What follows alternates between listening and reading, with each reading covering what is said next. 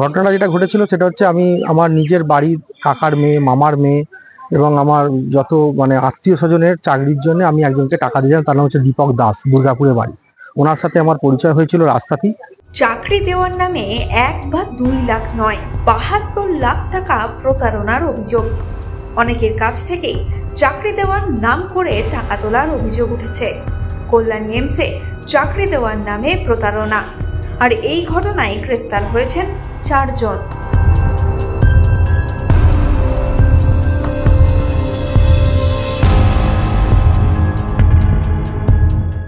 আমার নাম শিবনাথ দে। কি ঘটনাটা ঘটেছিল? ঘটনাটা যেটা ঘটেছিল সেটা হচ্ছে আমি আমার নিজের বাড়ির কাকার মেয়ে, মামার মেয়ে এবং আমার যত আত্মীয় স্বজনের চাকরির জন্য আমি একজনকে টাকা দিয়েছিলাম। তার নাম হচ্ছে দীপক দাস, দুর্গাপুরে বাড়ি।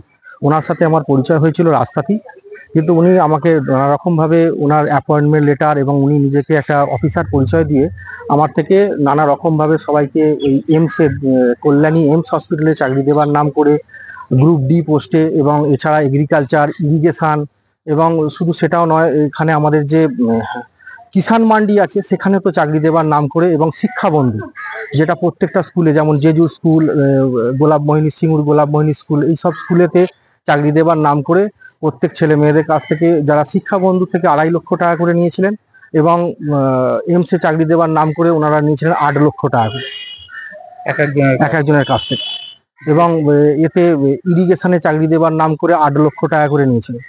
নিয়ে আমার টোটাল 72 লক্ষ টাকা আমার থেকে নেওয়া হয়েছিল, এবং আমার হাত দিয়ে। কজন ক্যান্ডিডেট ছিল? টোটাল ছিল আপনার ওই 9 থেকে 10 জন, 9 জন। কি বিশ্বাসে দিলেন তাকে টাকা? তারা ওই যে প্রথমে এমস, কল্যাণী এমস হসপিটালে তাদেরকে গিয়ে জয়েনিং করানোর অ্যাপয়েন্টমেন্ট লেটার দিল, আই কার্ড দিল।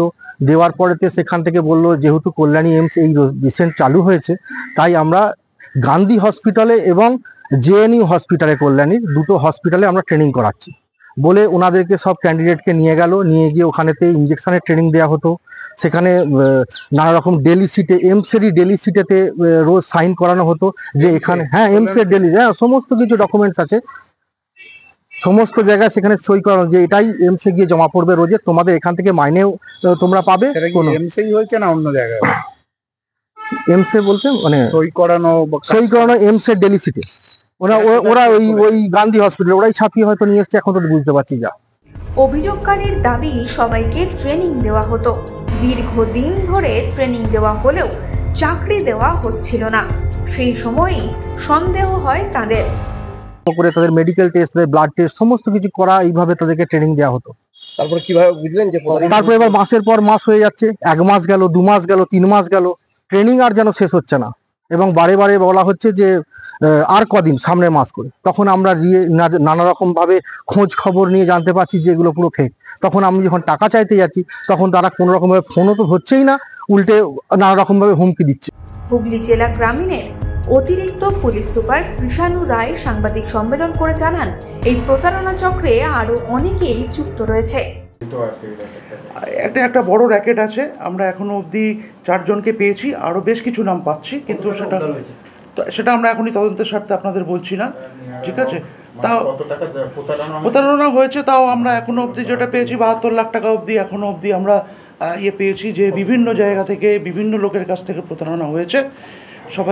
সবার সঙ্গে এখনো আমরা, হ্যাঁ হুগলির না, ওটা এখনো আমরা করতে পারিনি। আমরা এখনো হুগলি বলে নয়, এটা যেটা পেয়েছি সেটা রাজ্যের বিভিন্ন জায়গায় এবং ভারতবর্ষের বিভিন্ন জায়গায় এদের র্যাকেট ছড়িয়ে আছে। সেটা আমরা আগামী দিনে আরও যাদের অ্যারেস্ট করব আপনাদের আমরা পর্যায়ক্রমে জানাতে থাকবো। কল্যাণী এমসে কি কাউকে চাকরি ওরা দিয়েছিল বা কাজ করিয়েছিল? হ্যাঁ, এটা আমরা এখনও তদন্ত করে যেটা পেয়েছি সেটা এখন অবধি পেয়েছি। তবু ওরা জয়েন করেছিল নাকি, বা কোনো স্যালারি তুলেছিল নাকি, বা কিভাবে জয়েন করলো, সেগুলো আমরা তদন্ত করে দেখছি। এই সময় ডিজিটাল